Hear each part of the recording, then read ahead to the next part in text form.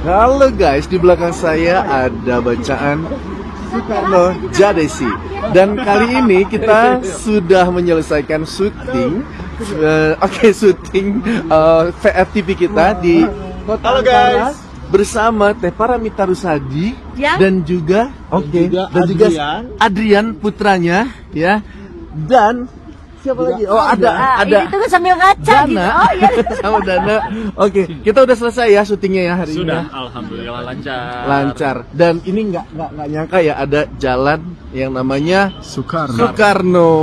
Oke. Nah teman-teman, kalau kalian kemana nih? Oh gini. Kalau kalian pergi ke kota Ankara ya, ke Turki, jangan lupa mampir ke mana? Di mana? Di Jalan Soekarno. Dong. Oke. Sampai ketemu guys di perjalanan wisata kami selanjutnya. Berani beda. Oke. Jalan Soekarno. Guys, kita berada di jalan. Kita tidak akan pindah ke gedung itu sampai jalan di depannya secara resmi diganti dengan nama Soekarno. Kita barulah bismillah teman-teman, tanggal 1 Desember kita pindah ke gedung baru dan kop suratnya sudah pakai Garuda, di bawahnya Jalan Soekarno. Wow, luar biasa. Luar biasa. 1 Desember tahun 2021. 2021. Oke. Satu pertanyaan saya Pak. Ini kan tadi awalnya Jalan Belanda. Iya. Nah untuk ke pemerintah Belanda sendiri ada ini mungkin mereka ada apa nih ya, semacam polemik atau dari dunia politiknya. Baik Pak, saya mau bertanya nih Pak ya, karena kebetulan saya juga bekerja sebagai International Relationship Director dari perusahaan di Australia ya, punya orang Indonesia juga. Saya sebagai orang yang membuka jalan Pak untuk student dari Indonesia ke Australia ya, dan itu saya sudah lumayan lama bekerja sebagai agen pendidikan yang memberikan informasi dan penjelasan bagaimana sih regulasi untuk datang ke Australia sebagai international student. Nah ini berkaitan dengan pekerjaan saya Pak. Kalau di Turki ini sendiri, apakah student-student dari Indonesia khususnya Pak ya, international student dari Indonesia ke Turki ini mempunyai peluang yang besar untuk menjadi student di Turki ini? Dan ketika mereka sudah menjadi student, apakah mereka mempunyai hak untuk bekerja di sini Pak? Berarti Pak, kalau saya boleh sedikit bertanya kembali, di Turki ini agen-agen untuk sekolah ya, agen-agen pendidikan bisa dikatakan itu tidak ada ya Pak ya, karena kalau di Australia biasanya kalau kita mau kuliah di sana kita itu harus menghubungi agen, dan agen ini nanti akan bekerja sama dengan kampus-kampus yang ada di Australia, dan ketika ada masalah dengan student ini di Australia maka pihak sekolah itu akan menghubungi agen tersebut. Sebenarnya jumlah populasi orang Indonesia yang ada di Turki ini ada datanya ya Pak ya? Berapa? Ada sekitar 7.000 orang. 7.000. Jadi komposisinya itu sekitar 3.000 orang itu mahasiswa. Kemudian sekitar 3.000 orang itu spa terapis. Semua resort, semua hotel-hotel berbintang di seluruh Turki pasti kalau spa-nya pasti orang Indonesia. Student di Turki ini apakah mereka mempunyai hak untuk bekerja Pak? Sebagian dari WNI teman-teman student yang ada di sini juga bekerja. Yang penting satu, sampaikan informasi yang sebenar mungkin. Yeah. Sebenar mungkin bahwa memang biaya kuliah di Turki itu memang murah gitu. Jadi bukan beasiswa gitu. Hanya naik, tapi dia bangga melihat Indonesia. Bahkan pada tahun-tahun 80-an itu kan para pemimpin Turki kan datang ke Indonesia, ngelihat Indonesia sudah bisa bikin pesawat. Jauh sebelum mereka mengenal teknologi pesawat, kita sudah bikin pesawat terbang. Meskipun sekarang mereka lebih maju di industri pesawat terbang, mereka lebih maju dari kita. Oke. Ya. Tapi dulu mereka belajar dari kita, Muslim yang besar. Sementara di Indonesia banyak orang bangga dengan Turki. Di Turki banyak orang bangga dengan Indonesia. Merdekanya belakangan, tapi sekarang perekonomiannya sudah di atas Turki gitu kan. Kita kalau kita tuh nomor 16 lah di G20 itu. Ekonomi ke-16 terbesar gitu. Mereka nomor 17 di bawah kita. Dan diperkirakan pada tahun 2040 nanti Indonesia akan jadi ekonomi terbesar keempat di dunia. Wow. Turki akan jadi ekonomi ke-10 terbesar di dunia gitu. Spesialnya mereka tuh tidak pernah menyebut Indonesia tuh Kardes. Jadi Kardes itu my brother ya. mereka selalu menyebut kita tuh Gardas, my sibling. Sibling. 4, 3, 2, 1, action! Assalamualaikum warahmatullahi wabarakatuh. Saya Ardana Gumai dan Saya Aditya Gumai. kami saat ini sedang berada di KBRI Ankara, Turki bersama Bapak Dr. Lalu Muhammad Iqbal. Iya. Ya, silakan Bang Adit. Apa kabar Pak? Sehat Pak? Alhamdulillah sehat. Iya. Sehat Mas Adi. Alhamdulillah. Kalau ada kata nama Lalu itu Udah jelas. Dari jelas Lombok ya, Pak, ya? Dari Lombok. Orang Lombok. Jadi asli. lahir di Lombok tapi besar Lahir di Lombok dan sampai usia 14 tahun di Lombok, kemudian usia 14 tahun saya merantau. Sejak itu tidak pernah kembali lagi ke Lombok. merantau Tapi ke orang tua, keluarga semua masih di Lombok. masih di Lombok. Merantau ke Pertama saya merantau ke Solo dulu, di pesantren di Solo, usia 14 tahun, dan sejak itu kemudian kuliah di Jogja, kemudian kerja di Jakarta, kuliah lagi di Jakarta, kemudian kuliah lagi di Rumania, di Bukares, kemudian penempatan di Wina, kemudian sekarang ke Turki, jadi tambah ke barat terus perjalanannya. Nah, itu Bapak bisa sekolah ke berbagai negara. Itu orang tua cukup mampu membiayai atau karena beasiswa atau apa Pak? Nggak mampu. S2 saya beasiswa, S3 beasiswa, jadi nggak mungkin berharap lah sama orang tua, karena orang tua nggak miskin juga, orang tua mampu, cukup mampu, alhamdulillah.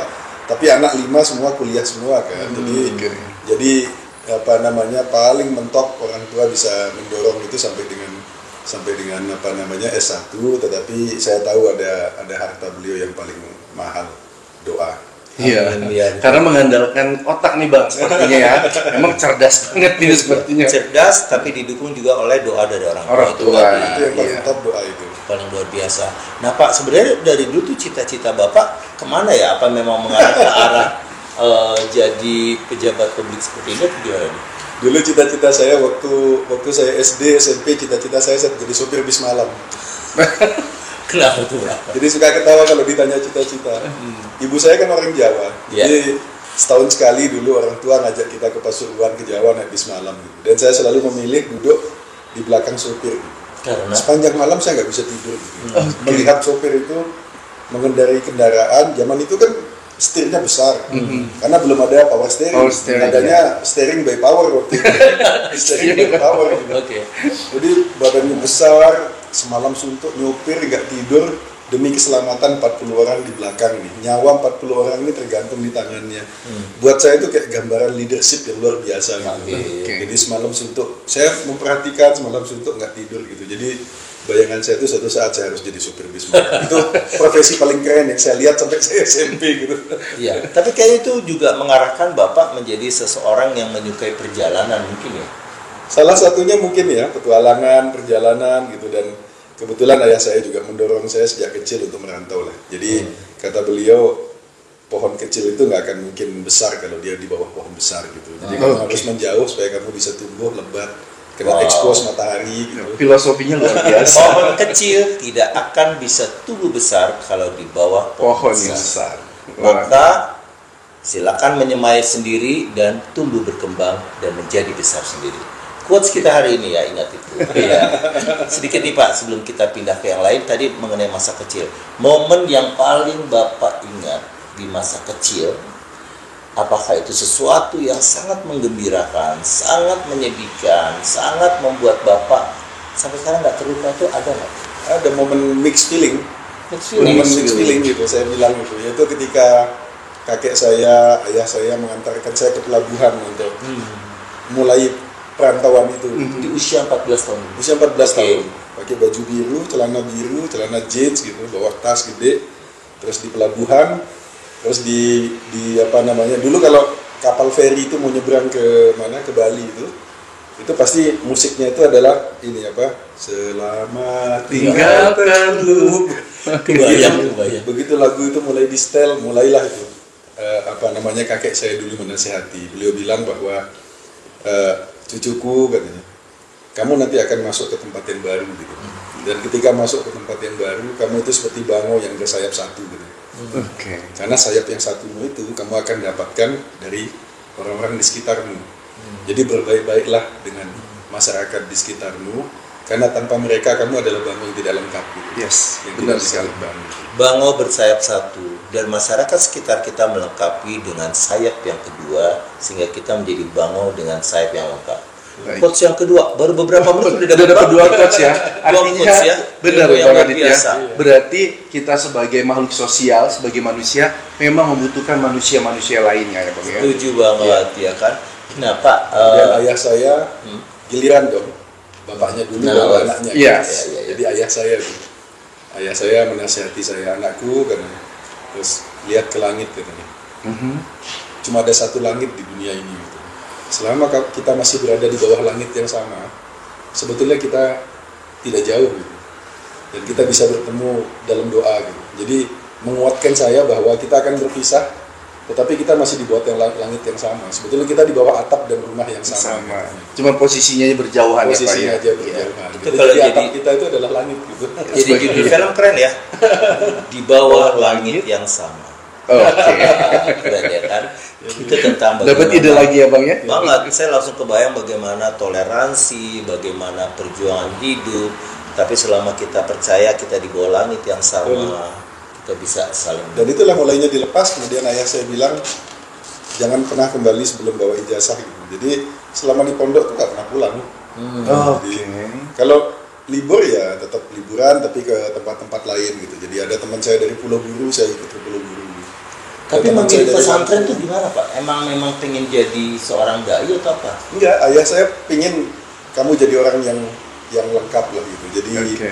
dulu beliau itu kan salah satu kiai dari Unisba dulu, siapa namanya ya? Saya lupa itu. Jadi beliau tuh pingin banget kamu tuh suatu saat jadi intelektual, tapi dasar agamamu sudah kuat gitu. Oke. Nah, kalau dasar agamamu sudah kuat, kamu bisa kemana aja terbang gitu. Dan sekarang sudah terbukti ya Pak ya, Bapak sudah terbang kemana-mana dengan membekali diri dengan agama Pak. Iya. Alhamdulillah, alhamdulillah. Ya mungkin jauh dari sempurna, jauh dari harapan orang tua saya, tapi ya setidaknya sudah mencoba. Mendekati lah, Pak, ya. Norma-norma dan pagarnya itu sudah ada juga ya Pak ya.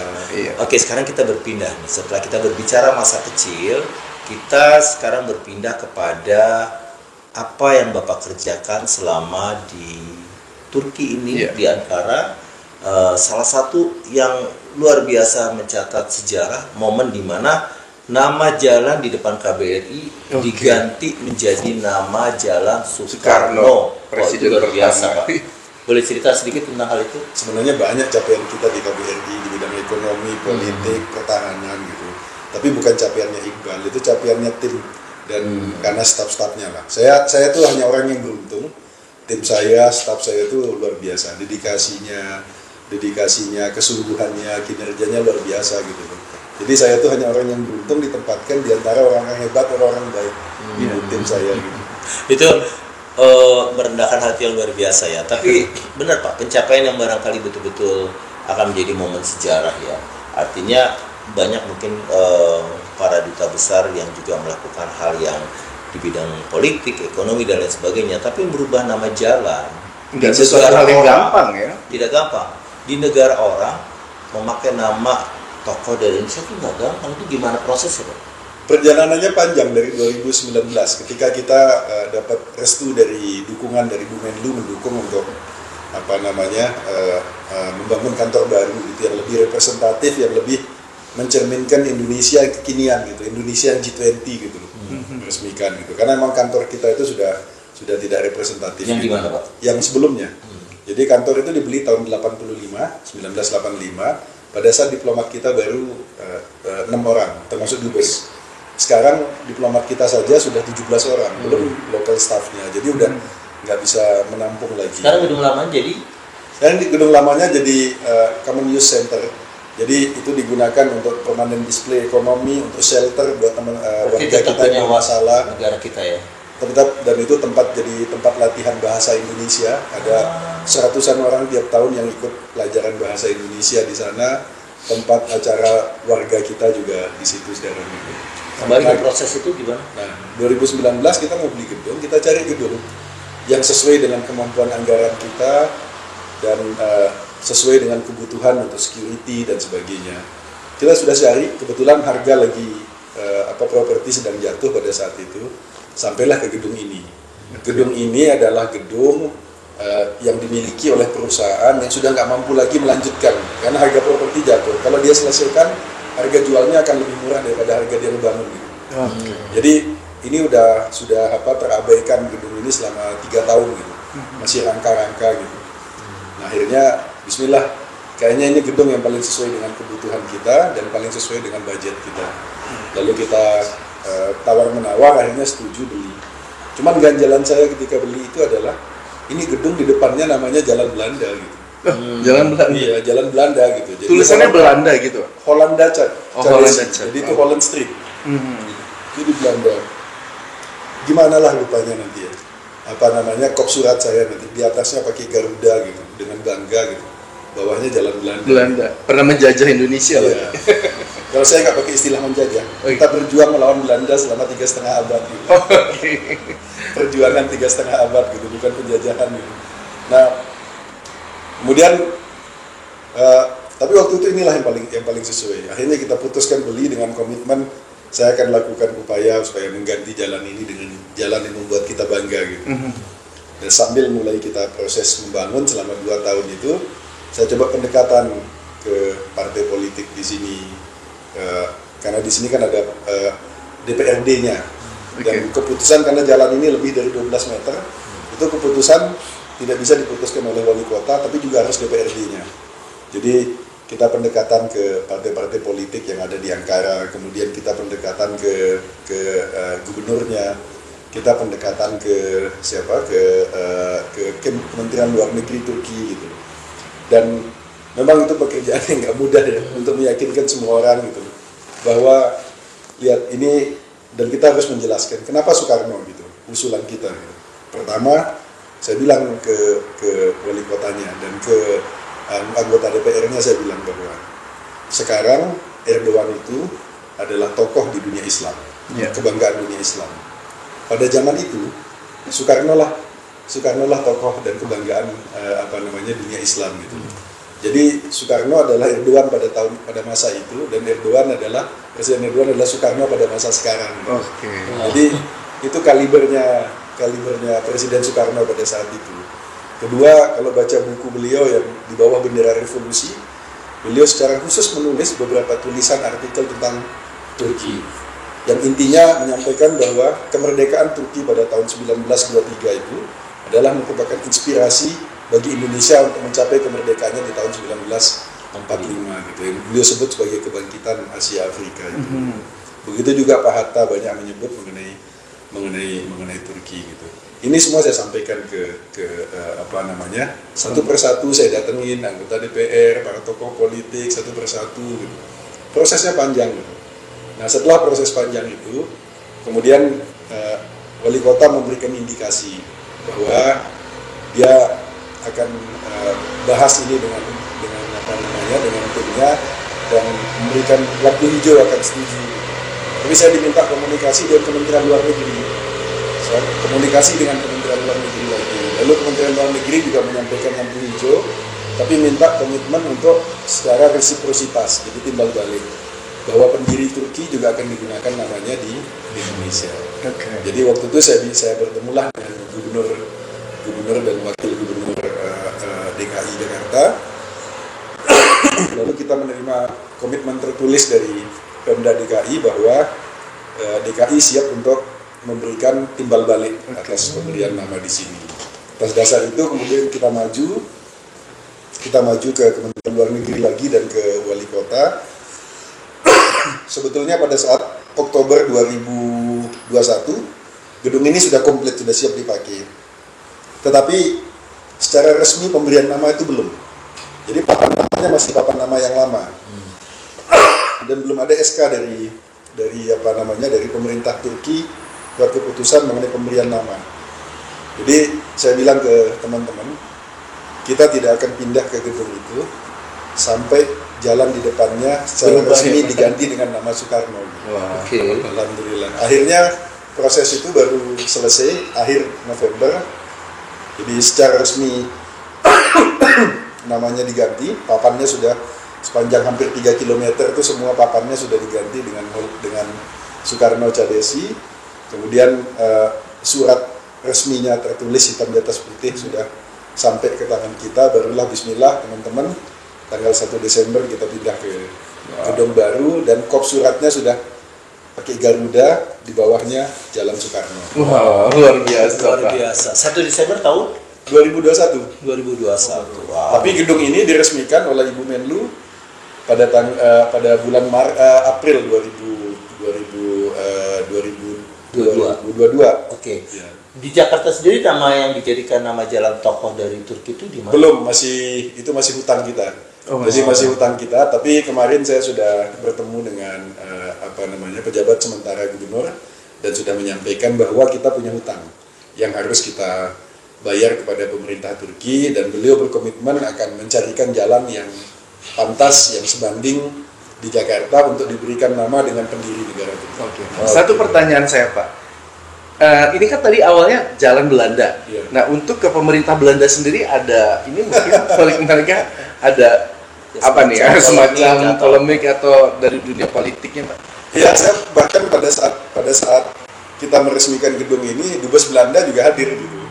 Dubes Belanda juga kita undang dan hadir di sini beliau, dan saya sampaikan ke beliau terima kasih atas pengertiannya untuk penggantian, karena Belanda sekarang kan sudah negara sahabat kita, terlepas dari masa lalu, dan saya sampaikan beliau bahwa wali kota, saya juga sudah ngomong dengan wali kota Ankara, beliau komitmen bahwa itu tidak akan dihapus nama Belanda, tapi akan dicarikan tempat yang lebih yang sepadan nanti di tempat lain. Iya, karena kalau dipikir-pikir kan ini memang di depan KBRI ya, Betul. jadi memang pantas banget ya Bang ya kalau dipakaikan nama Tapi presiden. membayangkan perjuangan Pak Iqbal ya tadi apalagi pertanyaan Argana ya, efeknya kepada negara Belanda seperti apa, dan alhamdulillah semuanya berlanjut dengan begitu smooth ya, semua bisa menerima, itu luar biasa sekali. Tapi yang perlu dicatat adalah bagi bangsa Turki, Indonesia itu spesial, dan itu yang memudahkan proses itu.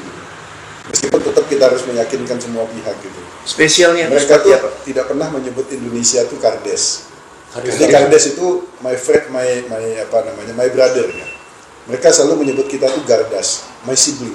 Jadi hubungannya itu bukan hanya sekedar hubungan darah menurut mereka itu. Mereka menganggap hubungan darah, dan mereka tuh bangga sekali Indonesia menjadi negara besar. Lepas dari masa lalu, dan saya sampaikan beliau bahwa wali kota, saya juga sudah ngomong dengan wali kota Ankara, beliau komitmen bahwa itu tidak akan dihapus nama Belanda, tapi akan dicarikan tempat yang lebih yang sepadan nanti di tempat lain. Iya, karena kalau dipikir-pikir kan ini memang di depan KBRI ya, jadi memang pantas banget ya Bang ya kalau dipakaikan nama presiden. Tapi membayangkan perjuangan Pak Iqbal ya tadi apalagi pertanyaan Argana ya, efeknya kepada negara Belanda seperti apa, dan alhamdulillah semuanya berlanjut dengan begitu smooth ya, semua bisa menerima, itu luar biasa sekali. Tapi yang perlu dicatat adalah bagi bangsa Turki, Indonesia itu spesial, dan itu yang memudahkan proses itu. Meskipun tetap kita harus meyakinkan semua pihak gitu. Spesialnya mereka tuh tidak pernah menyebut Indonesia itu Kardes. Jadi Kardes itu my friend, my brother ya. Mereka selalu menyebut kita itu Gardas, my sibling. Jadi hubungannya itu bukan hanya sekedar hubungan darah menurut mereka itu. Mereka menganggap hubungan darah, dan mereka tuh bangga sekali Indonesia menjadi negara besar, negara Muslim yang besar. Sementara di Indonesia banyak orang bangga dengan Turki. Di Turki banyak orang bangga dengan Indonesia. Merdekanya belakangan, tapi sekarang perekonomiannya sudah di atas Turki gitu kan. Kita tuh nomor 16 lah di G20 itu. Ekonomi ke-16 terbesar gitu. Mereka nomor 17 di bawah kita. Dan diperkirakan pada tahun 2040 nanti Indonesia akan jadi ekonomi terbesar keempat di dunia. Turki akan jadi ekonomi ke-10 terbesar di dunia gitu. Jadi dua-duanya naik, tapi dia bangga melihat Indonesia. Bahkan pada tahun-tahun 80-an itu kan para pemimpin Turki kan datang ke Indonesia, ngelihat Indonesia sudah bisa bikin pesawat. Jauh sebelum mereka mengenal teknologi pesawat, kita sudah bikin pesawat terbang. Meskipun sekarang mereka lebih maju di industri pesawat terbang, mereka lebih maju dari kita. Tapi dulu mereka belajar dari kita gitu. Dari kita. Dan mereka bangga melihat saudaranya Indonesia mengalami kemajuan yang pesat. Baik Pak, saya mau bertanya nih Pak ya, karena kebetulan saya juga bekerja sebagai International Relationship Director dari perusahaan di Australia ya, punya orang Indonesia juga. Saya sebagai orang yang membuka jalan Pak untuk student dari Indonesia ke Australia, ya. Dan itu saya sudah lumayan lama bekerja sebagai agen pendidikan yang memberikan informasi dan penjelasan bagaimana sih regulasi untuk datang ke Australia sebagai international student. Nah, ini berkaitan dengan pekerjaan saya, Pak. Kalau di Turki ini sendiri, apakah student-student dari Indonesia khususnya, Pak ya, international student dari Indonesia ke Turki ini mempunyai peluang yang besar untuk menjadi student di Turki ini? Dan ketika mereka sudah menjadi student, apakah mereka mempunyai hak untuk bekerja di sini, Pak? Silakan. Sebenarnya kalau untuk belajar di Turki terbuka sekali peluang, karena pemerintah Turki tidak pernah membedakan antara student asing maupun student lokal Turki sendiri gitu. Jadi banyak sekali, dan salah satu akreditasi, penilaian akreditasi untuk universitas di Turki itu adalah jumlah student asingnya. Jadi universitas-universitas itu berusaha untuk memperbanyak student asingnya. Universitas-universitas yang terbaik di Turki itu 4 diantaranya itu kan ada di Ankara, Middle East Technical University, HJTP University, Ankara University, dan Bilkent University. Itu 4 di antara universitas terbaik di Turki ada di Ankara. Itu mungkin hampir 50% studentnya itu student asing, dan semua treatmentnya dari pemerintah Turki itu sama dengan student mereka gitu, kecuali urusan imigrasi mereka harus mengurus izin itu, dan relatif tidak terlalu sulit untuk menjadi student di biayanya juga sangat murah, dan banyak juga sekarang sudah agen-agen di Indonesia yang mendatangkan student ke Turki, yang buat saya sih oke-oke aja, sah-sah saja gitu. Yang penting satu, sampaikan informasi yang sebenar mungkin, sebenar mungkin bahwa memang biaya kuliah di Turki itu memang murah gitu. Jadi bukan beasiswa gitu. Yang kedua, sampaikan mengenai ranking universitas. Jadi dorong orang Indonesia untuk masuk universitas terbaik. Jangan asal universitas di Turki. Ketiga, kalau ada masalah ya tolong bantulah mereka selesaikan gitu. Jadi tanggung jawab itu dilakukan oleh agen itu dari awal sampai akhir gitu prinsipnya. Oke, Pak. Tapi kalau agen yang dari Indonesia atau milik orang Indonesia, apakah di Turki ini sendiri jumlahnya cukup banyak, Pak? Itu semua agen yang ada yang mendatangkan mahasiswa ke sini semua agen Indonesia. Oke, memang mempunyai kantor di Turki ini, Pak ya, mereka? Atau dari Indonesia? Kantor di Indonesia lah mereka beroperasi mencari mahasiswa. Memang sayangnya sebagian dari agen-agen ini tidak bertanggung jawab terhadap mahasiswanya, sehingga banyak sekali mahasiswa-mahasiswa kita yang mengalami permasalahan, terbengkalai di sini, dan banyak mereka mendapatkan informasi yang salah mengenai studi di Turki. Karena itu saya juga menganjurkan kepada masyarakat Indonesia yang ingin kuliah di Turki bisa mencari sendiri tempat kuliahnya atau melalui agen. Tapi hati-hati memilih agen. Carilah agen yang bertanggung jawab, yang profesional. Karena kalau mau tahu agen mana yang selama ini bermasalah dan mana yang baik, silahkan kontak ke Persatuan Pelajar Indonesia PPI. Karena mereka punya tim advokasi juga untuk membantu teman-temannya. PPI-nya sangat aktif. Kita diuntungkan di Turki ini karena PPI-nya sangat aktif, baik PPI Turkinya maupun PPI di masing-masing wilayah sangat aktif untuk membantu teman-temannya, untuk mengadvokasi teman-temannya. Berarti Pak, kalau saya boleh sedikit bertanya kembali, di Turki ini agen-agen untuk sekolah ya, agen-agen pendidikan bisa dikatakan itu tidak ada ya Pak ya? Karena kalau di Australia biasanya kalau kita mau kuliah di sana, kita itu harus menghubungi agen. Dan agen ini nanti akan bekerja sama dengan kampus-kampus yang ada di Australia, dan ketika ada masalah dengan student ini di Australia, maka pihak sekolah itu akan menghubungi agen tersebut. Ya. Jadi ini ada kevakuman regulasi di Indonesia dan di Turki. Di Turki itu juga tidak ada regulasi yang mengatur mengenai agen yang mendatangkan mahasiswa ke Turki. Nggak ada, karena mereka merasa bahwa sistemnya sudah mudah sekali. Jadi orang bisa datang langsung tanpa perlu agent gitu. Tapi kalau itu dilakukan boleh ya Pak ya? Bisa ya? Ada kesempatan? Bisa harusnya. Dan di Indonesia juga nggak ada regulasi yang mengatur bagaimana agen-agen yang memberangkatkan mahasiswa Indonesia keluar, hak dan kewajibannya apa gitu. Nah itu juga nggak ada. Nah kekosongan regulasi ini oleh banyak dimanfaatkan oleh sebagian agen-agen yang tidak bertanggung jawab gitu. Baik. Nah, satu pertanyaan Pak, student di Turki ini apakah mereka mempunyai hak untuk bekerja Pak? Sebagian dari WNI teman-teman student yang ada di sini juga bekerja. Oke. Sebagian juga bekerja, tapi tidak ada peraturan yang melarang secara pasti, tapi juga tidak ada peraturan yang juga membolehkan untuk bekerja. Oke, baik. Iya. Sebenarnya jumlah populasi orang Indonesia yang ada di Turki ini ada datanya ya Pak ya? Berapa? Ada sekitar 7.000 orang. Jadi komposisinya itu sekitar 3.000 orang itu mahasiswa. Kemudian sekitar 3.000 orang itu spa terapis, jadi pekerja profesional spa. Oh iya, jadi berapa orang Pak? Berapa ribu? 3.000-an. Spa terapis? Iya. Bekerja di mana tuh? Semua resort, semua hotel-hotel berbintang di seluruh Turki, pasti kalau spa-nya pasti orang Indonesia. Oh, berarti mempunyai kesempatan ya, teman-teman. Dan ada lagi juga, dan sama di dalam spa ini juga banyak agen-agen yang tidak bertanggung jawab. Tapi banyak juga agen-agen yang bagus yang kita encourage gitu. Nah, selain itu juga banyak chef. Hampir semua restoran Indonesia di resort-resort itu, restoran Turki yang ada di restoran Jepang yang di resort-resort, restoran Asia, pasti chefnya orang Indonesia. Oke. Dan mereka itu menggunakan visa kerja ya Pak ya? Resmi. Resmi. Oke. Ada sebagian kecil yang non prosedural. Jadi mereka berangkat karena temennya udah kerja, lalu mereka ikut-ikutan kerja. Tapi biasanya itu nanti bermasalah. Itu 7.000 di Ankara aja Pak? Di seluruh Turki. Oh, nggak terlalu banyak sebenarnya. Nggak terlalu banyak, tapi itu peningkatannya itu luar biasa, hampir 20% per tahun. Jadi saya estimasi dalam waktu 5 tahun ke depan itu jumlah orang Indonesia itu mungkin sudah lebih dari 15.000 gitu.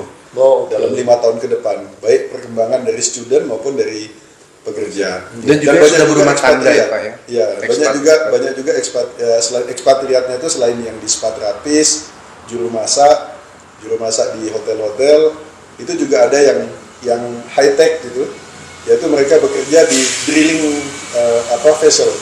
Jadi 4 kapal pengebor lepas pantai yang untuk menemukan sumber minyak, kemudian sumber gas itu offshore. Itu ada sekitar 40 orang teman-teman kita, para ahli kita yang bekerja di sana, termasuk yang menemukan cadangan gas terbesar di laut hitam. Itu adalah di tim itu juga ada 8 orang Indonesia di situ. Cadangan terbesar ini menjadi berita yang luar biasa nih kemarin-kemarin. Itu benar adanya Pak ya? Betul. Oh. Betul, dan itu 8 orang Indonesia ikut di dalam tim yang menemukan cadangan gas terbesar di laut hitam itu. Perlu berapa lama Pak membuat Turki bisa memanfaatkan cadangan itu? Kelihatannya kan sekarang terjadi inflasi kan? Iya, kalau mereka sih harapannya di tahun 2023 ini sudah mulai eksplorasi. Tahun 2023. Jadi tahun depan ini sudah mulai eksplorasi. Mudah-mudahan lah mereka bisa segera sehingga bisa melepaskan ketergantungan gas mereka yang selama ini mereka impor dari Iran, dari Azerbaijan, dari Rusia gitu. Oke. Terakhir nih Pak ya. Kita menuju ke program yang nanti kita akan buat juga yang berjudul Anak Rantau, mewawancarai orang Indonesia yang berhasil di berbagai negara. Menurut Bapak dari 7.000-an orang atau mungkin ada orang Indonesia yang Bapak kenal memiliki prestasi cukup bagus di Turki, atau mungkin dia seorang pengusaha yang berhasil, atau dia memiliki satu prestasi yang luar biasa, kira-kira ada nama nggak Pak? Banyak. Banyak orang rekomendasi banyak teman-teman di sini yang terbilang mengagumkan gitu. Prestasinya yang kita selama ini tidak tahu. Misalnya suatu ketika saya pernah ke salah satu industri high tech di Izmir, di kota Izmir. Saya bertemu, begitu saya selesai pembicaraan, dia bilang, Mr. Excellency, can I have private talk with you? Kan? Boleh saya bicara pribadi? Dan saya bilang, ada apa? Saya bilang, terus gini, saya dulu ada anak magang di sini. Dia waktu itu magang untuk S2-nya, tapi sekarang dia udah S3. Dia S2, S1-nya dua bidang, elektronik sama aircraft engineering Aerospace. aerospace 2 katanya, dan dua-duanya dia lulus dengan sangat baik gitu, dengan summa cum laude gitu. Terus dia S2 juga 2 bidang dan cum laude. Sekarang dia S3, itu perempuan. Bahasa Inggrisnya luar biasa bagus, bahasa Prancisnya bagus, bahasa Turkinya lebih bagus daripada saya. Nah, saya malah belum kenal gitu. Jadi saya dapat kontaknya dari dia, lalu saya kontaklah anak itu gitu. Dan memang anak itu luar biasa. Dan dia kuliah S3 itu sambil ngurus anaknya, karena dia udah menikah sambil ngurus anaknya. Tapi one of the best di Istanbul Technical University. Itu anak inspiring sekali. Berarti sekarang masih, Pak? Dan Sunda Teh ya. Tapi masih ada di Istanbul sekarang? Masih. Kalau begitu kita akan temui, kita cari tahu siapakah tokoh yang disebutkan oleh Pak Iqbal nanti di program Anak Rantau berikutnya. Iya. Dari kami, saya Aditya Gumai Dan saya Ardana Gumai. mengucapkan terima kasih kepada Pak Iqbal, Sama-sama. salah satu anak rantau yang membanggakan yang bisa membuat nama Presiden Soekarno menjadi nama jalan di kota Ankara ini. Alhamdulillah. Luar biasa. Baik Pak, Sama-sama. terima kasih atas waktu Sama-sama. dan kesempatannya. Sama-sama. Dan semoga kita nanti bisa bincang-bincang di lain waktu dan kesempatan. Insya Allah. Ya. Oke. Insya Allah. Ya, terus jadi bawang yang terbang tinggi ya Pak. Oke. Terima kasih teman-teman Terima sudah kasih. menonton channel ini dan sampai bertemu di video selanjutnya. Terima kasih. Assalamualaikum. Waalaikumsalam warahmatullahi wabarakatuh.